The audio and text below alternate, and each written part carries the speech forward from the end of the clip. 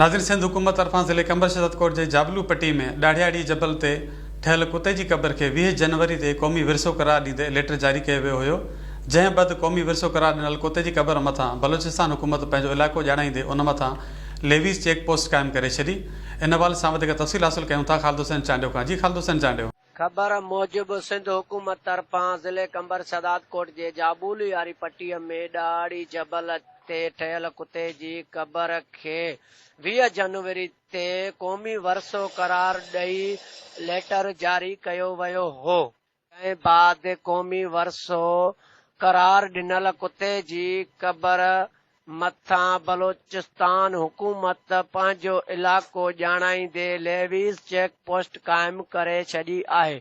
उन सिलसिले में जॾहिं त MPA कंबर नवाब सरदार अहमद ख़ान चांडे साहब सां BTV न्यूज़ सां ॻाल्हाईंदे उन चयो त जेका कुते जी क़बर पाकिस्तान ठहण खां 1.25 साल अॻु सिंध हुकूमत जी मिलिकत हुई, जंहिं करे सिंध हुकूमत उन खे 20 जनवरी ते क़ौमी वरसो करार ॾेई लेटर, पर उहो इलाइक़ो मादानियत मालामाल हुअण करे बलोचिस्तान हुकूमत इलेक्शन कमीशन जो जवाज़ ॾींदे बलोचिस्तान जो हिसो ॼाणाए रही आहे।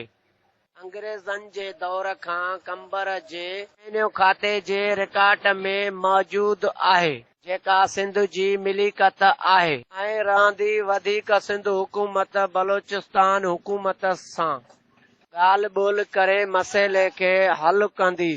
वॾी महिरबानी ख़ालिद Hussain Chandio. For more news and updates, keep watching BTV News First Ultra HD web channel.